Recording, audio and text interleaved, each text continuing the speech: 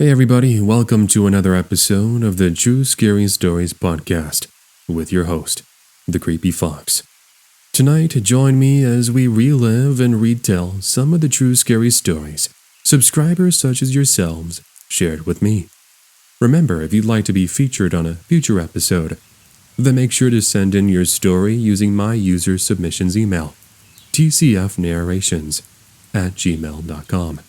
Now, speaking of scary stories, some of the stories we're covering today were actually featured on some really old episodes of the Creepy Fox podcast that haven't really been seen by too many of you. So this is a great way for both new listeners and old listeners to get something new. Anyways, make sure to sit back, relax, and enjoy. Almost mugged at the Grand Canyon.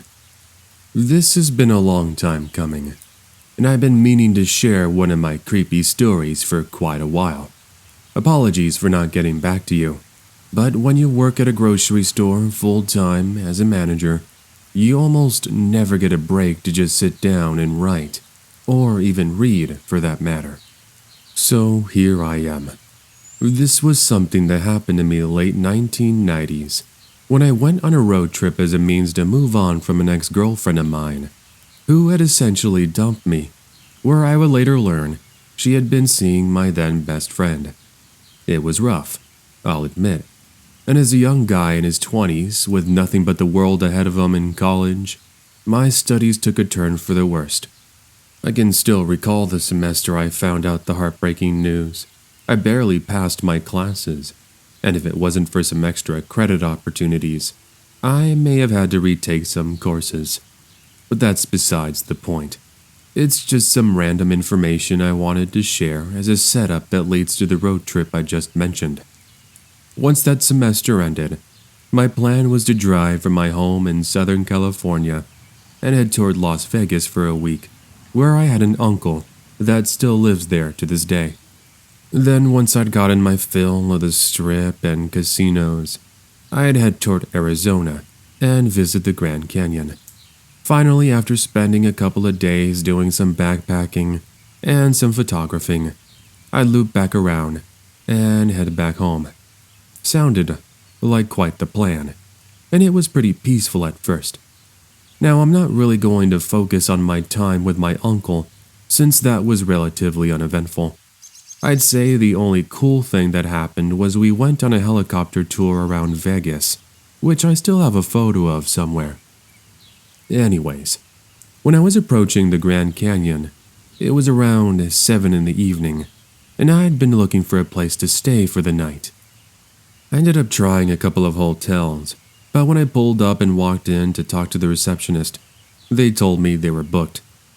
A bit disappointed twice, I decided I'd go grab some food, and then I'd try again at another hotel. Luckily, third time was the charm, and I managed to get a hotel that was quite a bit of a ways from the Grand Canyon itself, but at least it was way cheaper than the others I tried. The hotel would be the location of one of my more creepier memories. It all started after I finished checking in and I'd placed my baggage in my room. I recall taking a long hot shower, then laying down for about 30 minutes, surfing through the same 15 or so channels they had on offer. At about, I'd say, 10 p.m., I had the urge to go for a smoke break, but I realized I left my cigarettes in the car. Now, I don't smoke anymore, thank goodness. But back then, I had to at least go for one before I went to bed. It was my relaxation, if you will. So I went ahead and walked out of the hotel, still full of energy, and I make my way over to my parked vehicle in this comfortable 50-degree dark night. Now, this parking lot, from my best recollection, was not only very dark, the lights were almost non-existent apart from the starry sky and a few street lamps scattered across said parking lot, but it was also very quiet. You could hear the sounds of owls and wind whipping through the trees, and even my footsteps echoed on the pavement.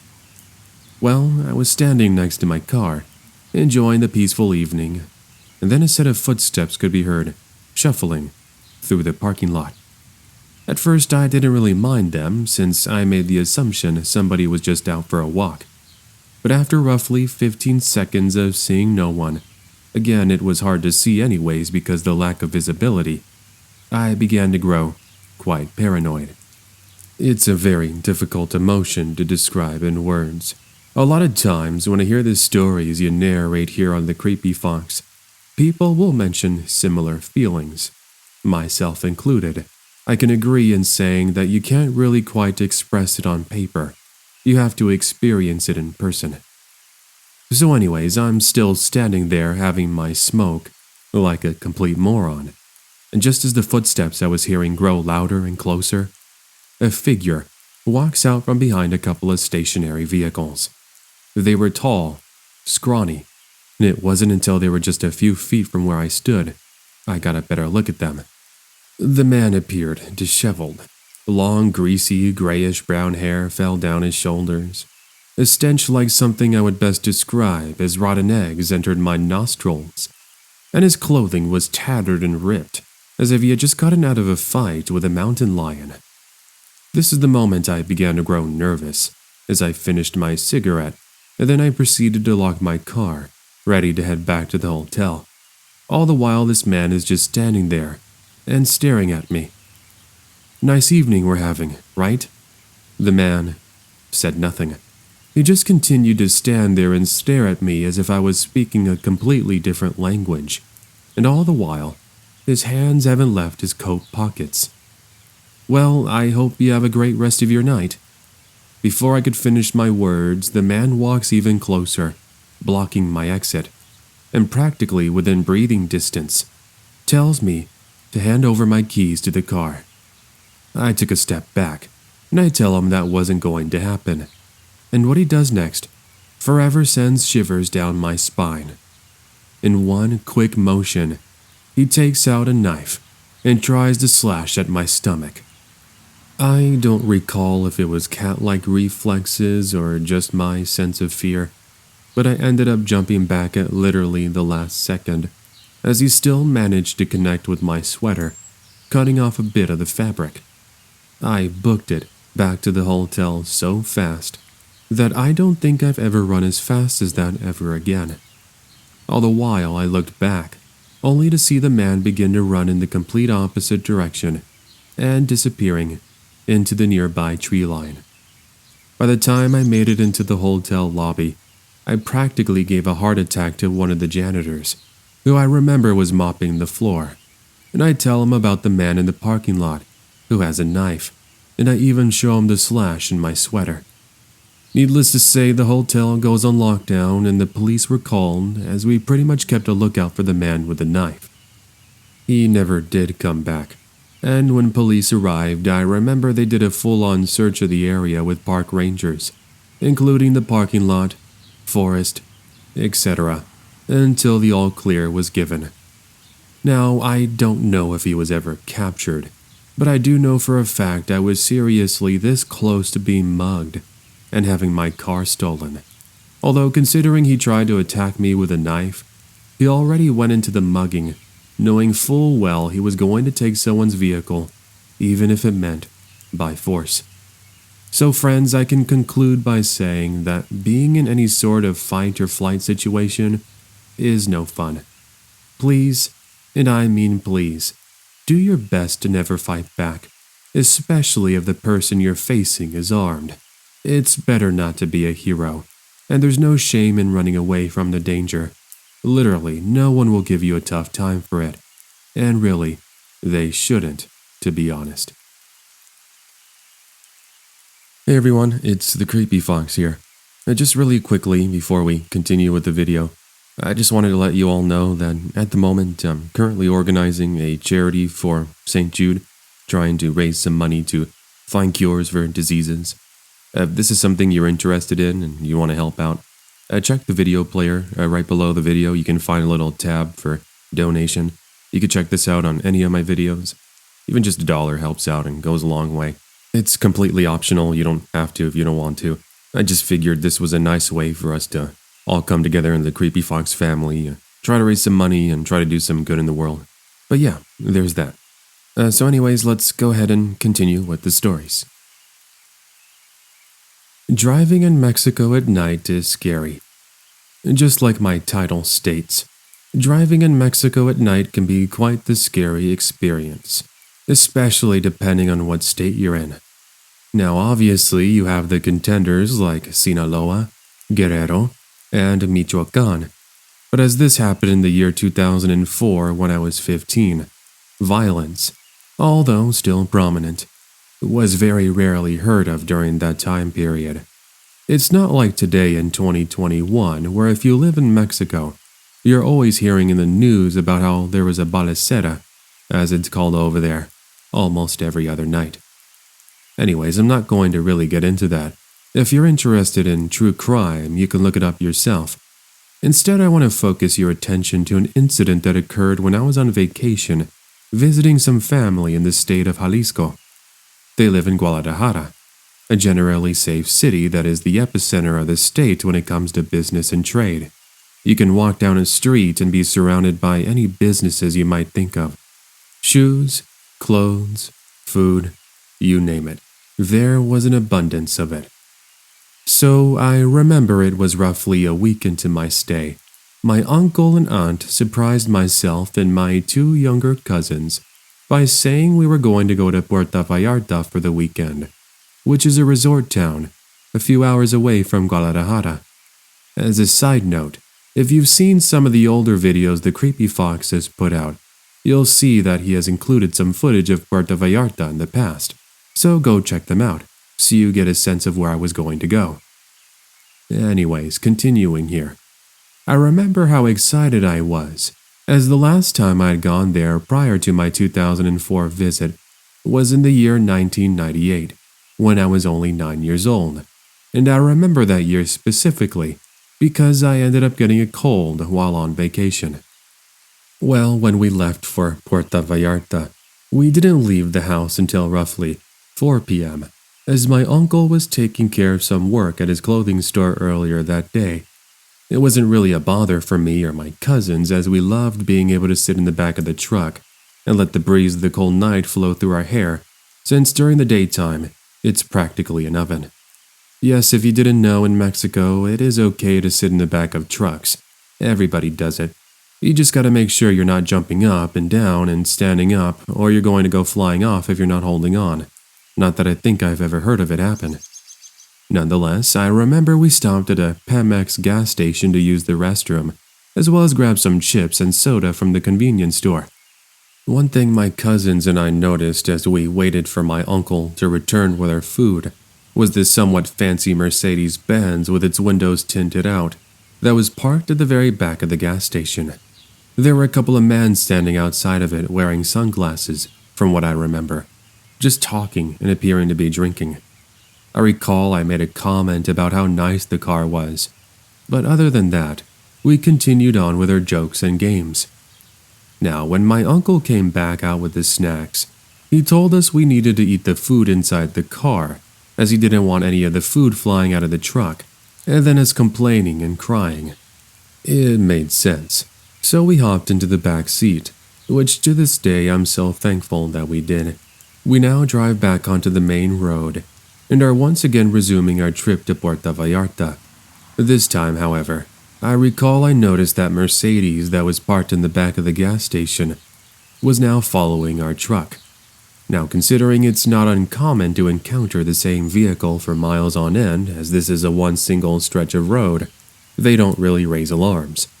However, after approximately 20 minutes of driving, we began to see the vehicle get closer to our truck, and I'm talking literally bumping into the back of our vehicle. Of course, my uncle is getting pretty angry, and he's telling my aunt he wants to stop the car so that he could see what their problem was. The only thing is my aunt is telling him not to, instead advising my uncle that we should move to the side of the road so that they could pass us and be on their way. To no one's surprise, the Mercedes is still keeping up, and it's now things are getting a lot more scarier. It doesn't help that we haven't seen any other vehicles within the past 30 or so minutes, which means we're on our own, with no cell phone by the way, as my uncle and aunt didn't have one yet. Now, little did we know that the people in the Mercedes appear to be in cahoots with another vehicle, because literally from out of nowhere, another vehicle, this time a minivan, pulls up from the side of the road and proceeds to block the highway in front of us. I can't tell you how scary that was, and if it wasn't for my uncle's quick reaction, sliding over to the other lane to avoid the minivan, things could have ended really badly. Anyways, we once again looked back, everybody on high alert, sweating, hearts racing at 1,000,000 miles an hour, and my cousins crying. And this is when we saw as the vehicle soon disappeared behind a bend. That was only temporary, however, because moments later, they are soon catching up, and we are seriously starting to run out of options. Why? Why was it that they were so obsessed with chasing us down, and what had we done to deserve this sort of stalking? With answers still up in the air, we are relieved when not too long after, we see a pair of red and blue lights flash on, who then join us on the chase. This is the moment in my retelling we use this opportunity to stop and get help, which appeared to have worked, because the two other vehicles pretty much pressed on, never to be seen again. That essentially confirmed our suspicions that they were possibly trying to rob us, if not worse. After a brief talk with the police officer, or should I say Mexico's version of highway patrol, he ends up calling for backup, and the officer accompanies us as we wait for his partners to arrive. They did, and we were escorted into the nearest city soon after. Let's just say our vacation at Puerto Vallarta was cancelled, and we returned back to Guadalajara. Now, to this day, we don't know who those people were, but it is our belief they might have been part of the cartel or some organized criminal group. Believe it or not, there are stories of people being followed on the roads in Mexico, only for them to get stopped, cornered, then robbed of their vehicles by armed men, and then left at the side of the road to fend for themselves. Look it up if you don't believe me. Anyways, friends, I guess this saying can be used in any part of the world. If you do plan on traveling, be very careful of the areas you're in. Do some research ahead of time. You can lower your chances of encountering quite a frightening event by traveling during the daytime and in groups as opposed to just one vehicle. So with that, stay safe, friends, and always be on the lookout for danger. My hearing skills saved me. For context, this is from the perspective of a 26-year-old female. This was in the spring of 2017. I was returning from a road trip in which I went to visit some family for my week off from school. They live in Montana, and I was heading back to Southern California since I moved out there just a year prior. Around Baker, California at approximately 2 in the morning, I was starting to run low on gas, and I needed to make a quick stop at a gas station. Otherwise, I was going to be left at the side of the road. Now, just picture it in your head when I say it's completely deserted at this time of the morning, as I pulled up into the gas station, tired and sore from sitting down from so many hours of driving. As I step out into the cold, windy desert night, pumping gas into my vehicle as the sounds of crickets chirped, I noticed some headlights drive up from the off-ramp exit I had arrived from. Then I watch as an SUV approaches my vehicle, choosing to park just a few feet behind me. I rolled my eyes, more so because I get annoyed when people have to be right next to me, and I looked into the front window out of curiosity. Sitting in both the driver's seat and passenger seat were two large men, one with a beard and beanie, and the other with long hair and reading glasses. I chose to ignore them as I finished pumping gas, and then I walked over to the convenience store so I can grab some food. I was immediately greeted by a really nice cashier who wishes me a good morning and then asks me if I wanted a free complimentary cup of coffee. I took him up on the offer, but I told him I was going to first go grab some cookies from down the sweets aisle before returning and paying. I was contemplating between Chips Ahoy or Oreos, Honestly, one of the hardest decisions when it comes to cookies. And suddenly I hear the same sound I had heard when I entered the little convenience store a couple of minutes prior. The audible sound of the front door bell ringing. I looked toward the front out of curiosity, and I noticed it was the same two men who had parked behind me near the pumps. The cashier also greeted them. However, I recall they ignored him and just started to walk around and head toward the back where the beer is located. So far, nothing really out of the ordinary to report. Anyways, in that moment, I ended up getting a text message from my mom, who was asking me if I had made it back home yet, or where I currently was. I go ahead and update her as well as tell her I'd be home in about an hour. And as this is happening, I couldn't help but hear faint whispering. Wait, not yet. And let's wait until we're outside away from the cameras, is what I heard coming from the aisle next to me. A bit alarmed, I briskly returned to the front counter, looking back and seeing the man awkwardly looking the other way as we made eye contact. And here's when I mentioned what I had heard to the cashier. He takes what I said to heart, and quickly grabs the gas station phone to call the police.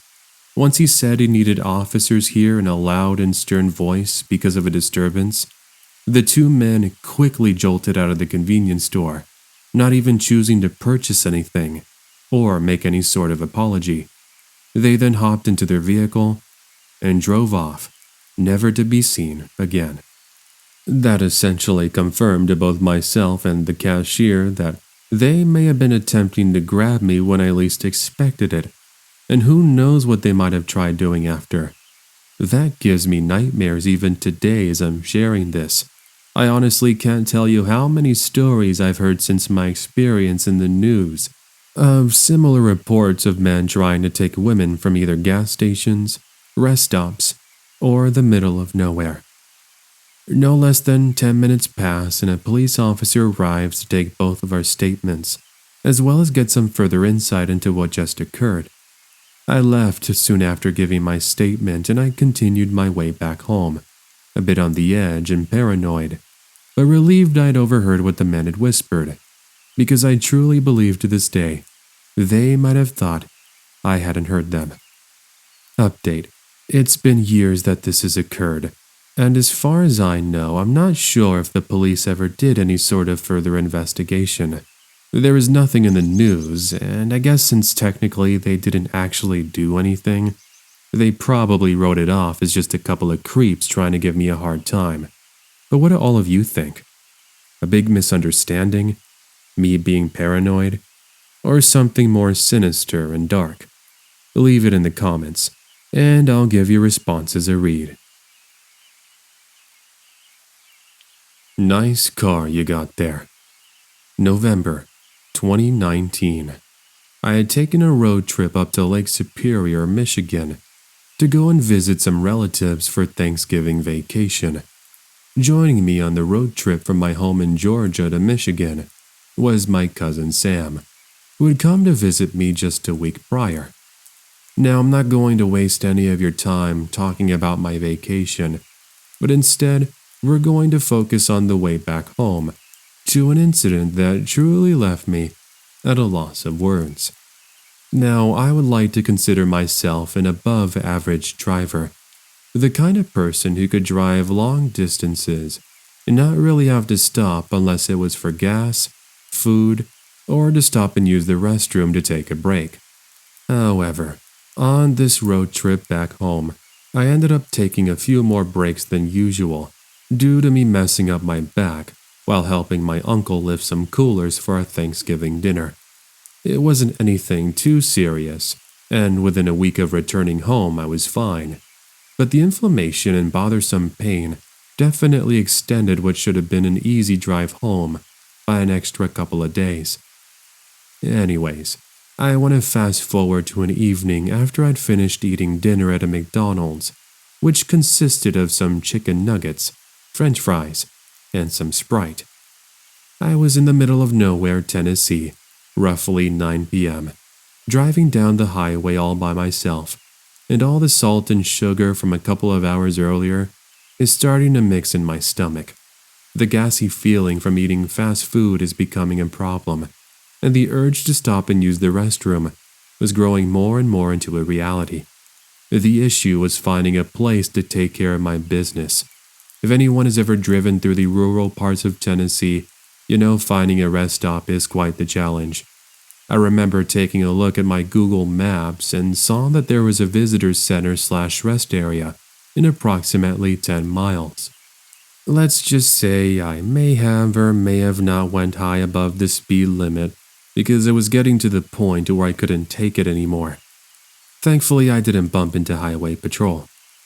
I'll save you the disgusting details, but I arrived at said rest area, and I was able to use the restroom in peace. But it's when I'm finished and about to head back to my car to continue my road trip that things are about to take a turn for the downright creepy. Now, I guess I sort of did just jump to me coming to use the restroom, and I haven't really begun to describe the rest area, which is actually kind of important so you get a general idea of just how lonely the place was, as well as to set the mood. The so-called visitor center was completely abandoned. It looked as if a bulldozer had run over it and hadn't finished flattening it out. As for the light, the only light source you had came from this dingy little light bulb on top of the restrooms that was flickering on and off, and appeared as if it was on its last leg, so to speak. Yeah, so it's not exactly a place you'd want to be at. Say somebody tried to mug you, right? Well, using my cell phone as a light source, I'm washing my hands and splashing a little cold water on my face to wash away the dirt and try to at least keep myself awake, when I hear the sound of car tires on dirt approaching the building. Light from what appears to be a vehicle is also beginning to flood in through the cracks of the walls, and I remember telling myself, why of all times of the night did somebody have to conveniently show up and join me? Whatever, I thought. I was leaving. I exit the restroom, and as soon as I take a look over to my truck, that's parked just a matter of feet from the main entrance, I noticed a tall figure looking into my driver's side door. "Hey, can I help you?" I said with a firm, shaky voice, as the individual tried to pull at the door handle. "This your car?" "Yes," I said, this time with a bit more paranoia in my voice. "Oh, it's very nice." Something about the way he spoke just felt wrong. It's like my sixth sense was telling me I needed to get out of here right now, because if I didn't, this man was going to bury me quite literally 6 feet under, and I was never going to be heard from ever again. "Thanks. I hope you're having a good night. I'm just about to head back home myself and meet up with my wife," I ended up saying, still choosing not to approach the man, nor my vehicle, as I don't even know if he might be armed. Yes, I was that paranoid. "Well, hey, you got any money on you?" he says in a calming voice, completely changing his demeanor. "No, I don't. Sorry, I wish I could help you out." What he does next was absolutely frightening, and to this day I will never forget the next sequence of events. "Don't lie to me. You have a wallet. I want whatever's in there. Now hand it over," he barks back at me, his mood returning to that of anger. I stood there frozen as he takes out a utility knife and he begins to approach me. My heart was pretty much racing out of my chest, and I recall my brain sending all these signals through my body, essentially saying, "Boy, you need to run or you're going to get shanked." That's what I do, finally realizing it's life or death. Now, yes, I could have just handed over my wallet, but how was I to know that was all he was going to want? So what I do next was pretty risky. With my back still in pain, but with adrenaline running through my system, I sprint around like a cheetah, and pretty much in one quick motion, unlock the front door with my Bluetooth keys, throw my cell phone into the passenger seat, and quickly lock the door, just as he's a mere few inches from grabbing me. The man then begins pounding on the window and tries to once again pull at the door handle, but I pretty much left him in the dust, I think quite literally too, and I got back onto the highway, shaking, on the verge of crying, and just praying and hoping he wasn't going to follow me. Thank the heavens above, he never did, and I pretty much drove non-stop for the next 3 hours until I reached a more populated rest area with some gas stations and heavy traffic. I never did bother to report the incident to anyone, which part of me sort of wishes I did. Needless to say, I made it back home in one piece, but with a memory so frightening that even to this day, I will occasionally have nightmares of that evening. Nightmares in which the same man comes up to me, but in those scenarios, I don't make it out. Knife-wielding man at rest area. This happened around 15 years ago. I, being the huge wrestling fan I am, I made a 4.5-hour mini trip to visit my cousin in Las Vegas. It was ordering WrestleMania, and thus I couldn't miss out on any of the action. By the way, I was living in Southern California, Orange County to be specific, but that's not really important. Since WrestleMania was on a Sunday, I ended up leaving Friday night so I could spend Saturday catching up with my cousin. Then, of course, Sunday was the show. Now, along with me, I brought my 8-year-old German Shepherd Rocky, who used to work with police officers as part of a canine unit. Rocky was the kindest dog you'd ever meet, but with all his training, you wouldn't want to get on his bad side. He would tear you into shreds. That training is what I truly believed saved me this evening. Okay, so once I got off of work, I go and pick up Rocky, and we begin our mini road trip around 8 p.m. Now, since I was pretty tired, I picked up a large coffee at a 7-Eleven to try to keep me awake. Now, anyone who drinks that much coffee is most likely going to have to use the restroom, and I really tried my best to hold it in, but it got to the point I started sweating. Thus, I needed to find a rest stop. After what seemed like an eternity, I saw signage for 1 in 5 miles, and I'm finally able to breathe a sigh of relief. As for the rest stop, it was empty when I arrived. Now, before exiting, I leave the car door open ever so slightly so that Rocky could step out and stretch or use the restroom. I didn't really worry about Rocky as he's very well trained and he doesn't normally run off. Anyways, once done, I head over to a nearby vending machine so I could buy some Cheetos to munch on. And while I had my back turned, I heard a man's voice. "Hey, do you happen to have some extra change so I could buy myself something?" Out from seemingly nowhere, a homeless man steps out from the darkness.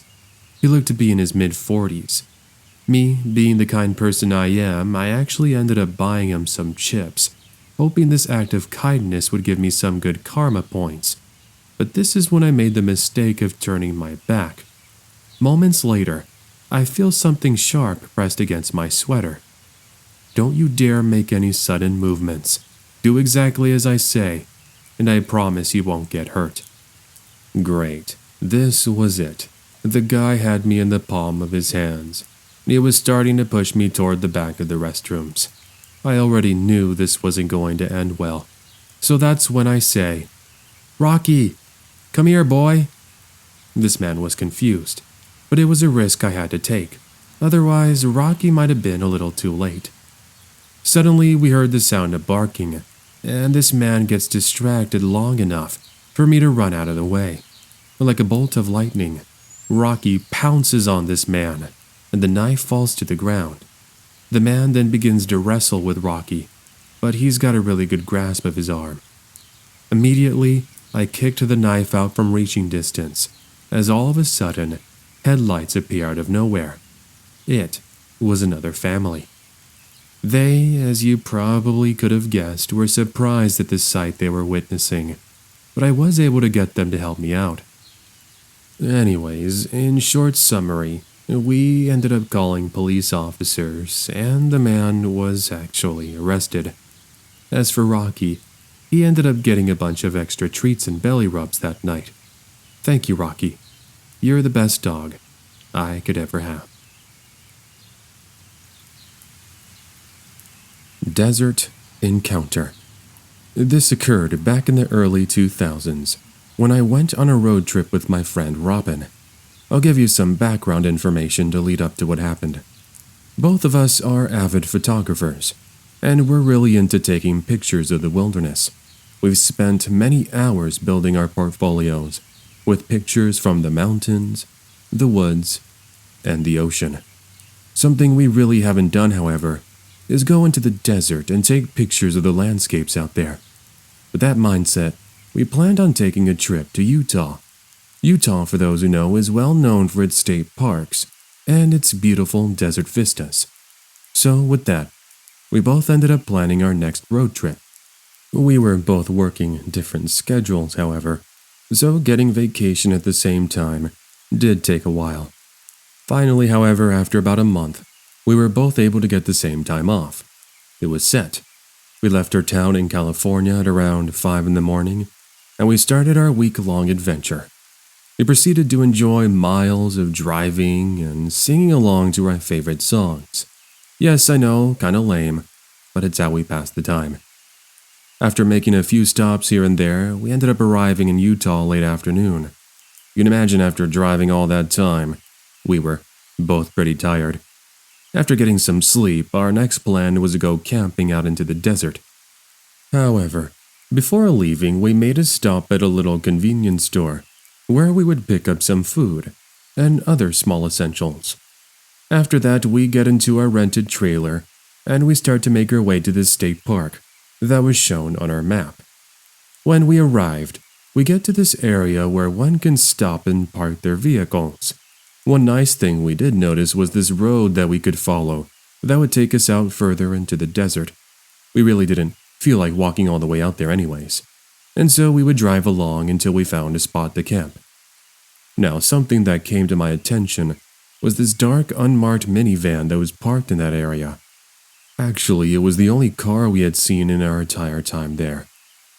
As Robin and I were driving out into the desert, we did notice it started to follow us. We found it bizarre that it had been doing this, but after a while, they turned to the side and drove off into the distance in the complete opposite direction. Weird, but just remember that van. It'll come into play later on in this story. So we kept on going for approximately 10 minutes until we're essentially out in the middle of nowhere. Around us there was miles and miles of ends of desert with the occasional small trees and bushes. Out here we were able to see all the beautiful natural rock formations that we'd always seen in the movies and read about in books. At this point in our story, it's around noon, so we decided to stop by this rock formation. It provided natural shade, which would work wonders for us as there was barely any. As soon as we arrived, we take this opportunity to set up our small campsite. Once we get everything ready, it's now approximately 3 in the afternoon. We were starting to get pretty hungry, so we began to get some food going. Insta ramen is what we brought with us, so that's what we ended up eating. It was fast and easy and delicious. Once we were done, we sat around for another couple of hours, and at around 5 p.m., we decided it was now time to go exploring. The weather was beginning to cool off, and we wanted to get pictures before it got too dark. Once we closed up our trailer and put everything away, we head off into the desert. We walked for approximately 20 minutes until we arrive at this small canyon. Here we had the option of walking down and going into this small valley. We could see a nice little river down there, with various rock formations we hadn't seen where we had originally camped. Now, with there still being a couple of hours of sunlight left, we start making the way down these narrow, winding trails. Now let me give you a quick description of these small paths. Like I mentioned, they were pretty narrow, requiring us to be careful. Since the trails twist and turn around the side of the canyon, you actually couldn't see if anything or anybody was ahead of you. And while going around one of these bends, we began to hear footsteps. We both froze, thinking at first we maybe had heard our own footsteps. However, the steps stopped as soon as we did. When we continued walking, we ended up running into this older-looking man. Just stood there. It was strange. He was wearing all dark clothing with a hoodie on. Now, it was currently 80 degrees or so. It wouldn't be something you'd be wearing when it was that warm. Obviously, we should have just turned around right there and then, but we decided to continue forward. The man, standing there, just continues to stare at us. Now, I hadn't seen it, but my friend Robin tells me something as we're making our way down. She seemed really nervous. "What's wrong, Robin? Don't tell me it was that man. I'm sure he was just some random guy out here exploring just like us." "No, it's not that." "All right, then what is it then?" "It's just that when I turned around, he kept on looking at us, almost like he was enjoying the fact that we were nervous." You can probably put it in your head by my reaction hearing that made me kind of uncomfortable. That thought was what kept us going, however. We didn't want to return just yet because we were fearing that he might have been hiding the same way we had arrived from. Who knows? He might have had a knife. So we were stuck. We aren't familiar with this area, so it's not like we had any other options. Anyways, we finally made it to the bottom of the valley, where we can get a better view of the canyon above. We ended up skipping out on taking pictures, and now our main priority was finding another way up without bumping into that stranger. Now, with the nighttime slowly approaching, time was beginning to run out. Robin points out a trail that she saw that seemed to go back up the canyon. It appeared to be a little further down the trail, but her hope was that it was far enough from our encounter we wouldn't bump into the same guy. What other option did we have? Moving on. We walk down the banks of this river until we see a path that goes up. We now begin making our way up carefully, looking out for any signs of movement. Robin and I are once again starting to hear movement, and we're thinking the worst. It turned out to be a couple of birds that were moving around in the trees ahead of us. Eventually, we did make it back to the top with no signs of our stranger pal. Thankfully, this trail wasn't too far off from where we originally descended, and so we didn't worry about too much of a walk. The only issue, however, was that at this point, we only had about, I'd say, 30 minutes of sunlight left. With a little light left and this walk ahead of us, we waste no time. By this point, we had tried our best to ignore what had happened earlier, until we see our trailer. The only thing now was that there was something else we saw. Remember that unmarked van we had seen earlier in the day? Well, now it was conveniently parked close to our campsite. Instantly, we put two and two together, and we weren't about to just walk over there, even if we were welcomed with a cake and flowers, so we didn't dare. Instead, we ended up hiding behind some rocks and watching for a while. By now, it finally is dark, and we didn't have any source of light. Eventually, our eyes adjusted to the lighting, and we could see a bit better. The van just sat there with its lights on, until we see them turn off. From there, we both watched as two people stepped out and started walking over to our trailer. We couldn't really see what was going on, but it seemed like they were trying to make their way in. We watched as they kicked at the trailer door, but were unsuccessful. After what seemed like an eternity, they get inside the van, and they start driving away. That was really strange, but we didn't want to stay out here any longer. When we noticed we no longer saw the van, we quickly made our way over to the trailer. It's here we noticed all the dents they had made, trying to get in. Anyways, with our key, we now get in and start to make our way out of there. However, we began to notice something very wrong with the trailer. We ended up pulling off to the side of the highway we were now on, and when we got out, we noticed a bunch of marks on our tires. They were scratched. Here we can hear the sound of air coming out too. Now these marks weren't just from any random rocks or anything. This was done on purpose by someone with a knife. That's when we started to think about the two from earlier. I'm sure they were the ones that had done that, including the one that had been following us too. So, anyways, we ended up walking for about a quarter of a mile until we found a call box. We called for help, and a tow truck did arrive a little bit later. And when he got there, he took one look at our tires, and he was able to confirm that the tires were indeed slashed by a knife. Looking back on it all, I do wonder what those two were up to.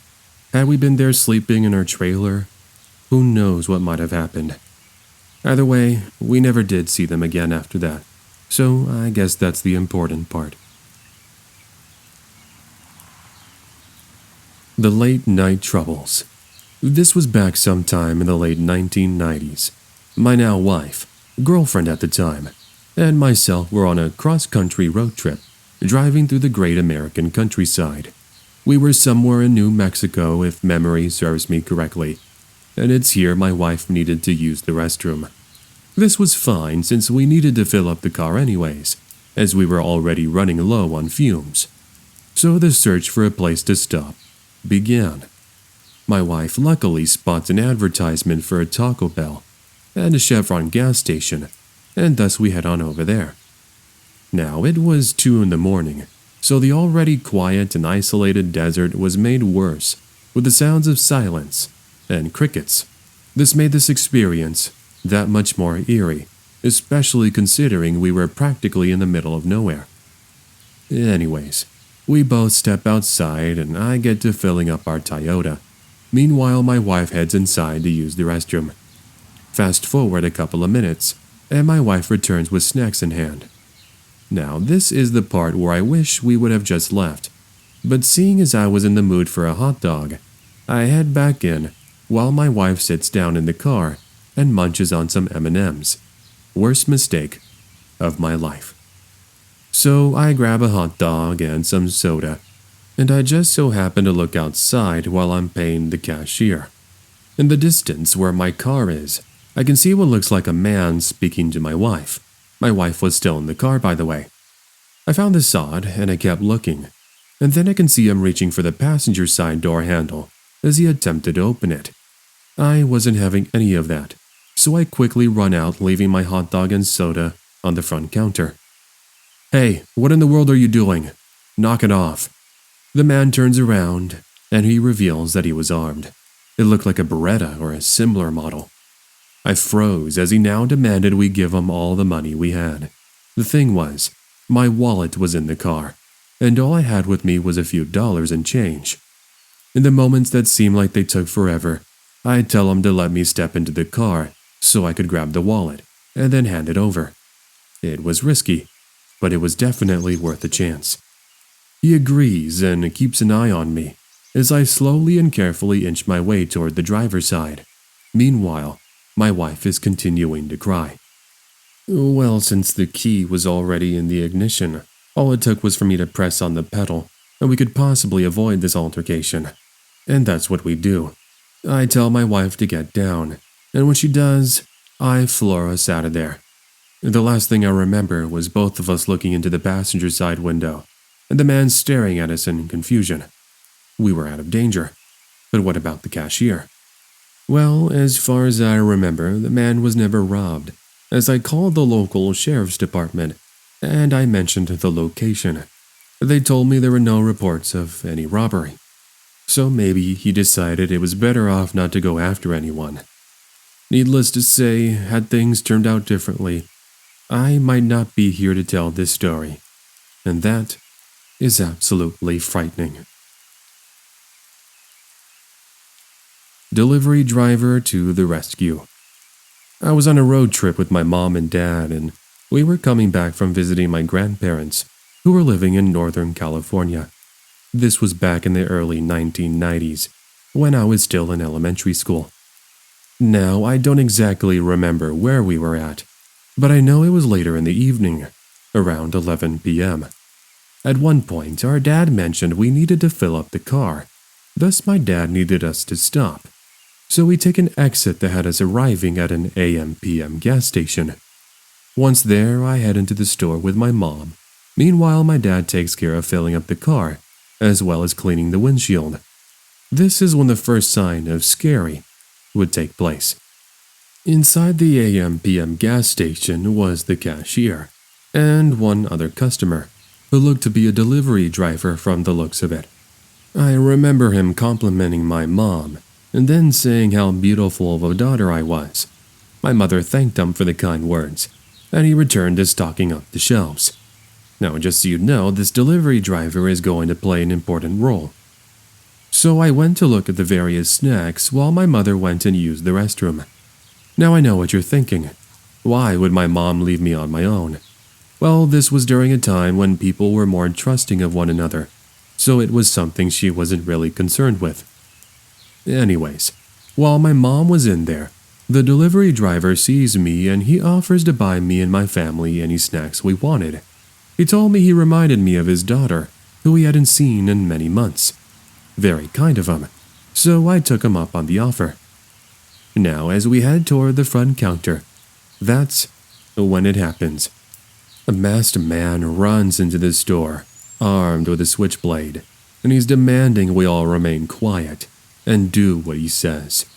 I started to cry and scream. Meanwhile, the delivery driver put himself between myself and the masked man, telling me it was going to be okay. Ugh, I can't take it. Can you make that girl be quiet before I make her quiet myself? I recall him screaming. It was one of the scariest moments of my life. And to make things worse, when my mom exits out of the restroom, she is forced to stand by as she fears what might happen next. Well, the robber tells the cashier to start putting as much money he can into a grocery bag, and then he makes his way over to the delivery driver, the one who was protecting me. Okay, you have a wallet, so hand it over. The delivery driver took this opportunity to act. He hands over the wallet, and when the robber turns around, he tackles the man down to the ground, causing the knife to fly. This was my time to shine. I knew I had to grab it, otherwise this creep would reach for it and would attack us all. So that's what I do. Holding the knife, I now run outside as I tell my dad what was going on and that there is a man trying to rob the gas station. He runs over like a cheetah, and together with the delivery driver, the cashier, and of course my dad, they are able to subdue the man until police arrived 20 minutes later. My parents thanked the delivery driver non-stop, but all he could tell us was that he was just doing the right thing, which he did. So thank you, Mr. Random Delivery Driver. I may not know where you are today, but I really hope you're doing well. I know the chances of him hearing this are slim, but if there's some way he's hearing this, just know that even almost 20 years later, I am very thankful for what you did that day. Hey everybody, thanks for watching today's video. As always, if you enjoyed it, make sure to leave a like rating, make sure to leave a comment telling me what you thought, and if you haven't already done so, make sure to hit that subscribe button and the bell beside it. That way you'll be notified of any and all future uploads here on the Creepy Fox YouTube channel. Also, consider becoming a channel member. For just $1.99 a month, you'll get early access to all future uploads here on the Creepy Fox, as well as other perks as the list goes on. You'll get shoutouts in the videos, and you can also get some exclusive art, including some discounts on all the merchandise, which if you'd like to go ahead and pick up some merchandise, you can do so too, either right below the video player or by checking out the link in the description below. Now, speaking of channel members, thank you to Bo, Robbie, Corey, Haiti, Scott, Vicky, Hunt42, Sean, Stephanie, Ingrid, Bella Grace, Jade, and Spunky the Nutcase. Thanks for being channel members, everybody. I really appreciate it. It goes a long way. Anyways, friends, that's going to go ahead and do it for today's video. I hope you guys enjoyed it, and until next time, have yourselves an amazing day.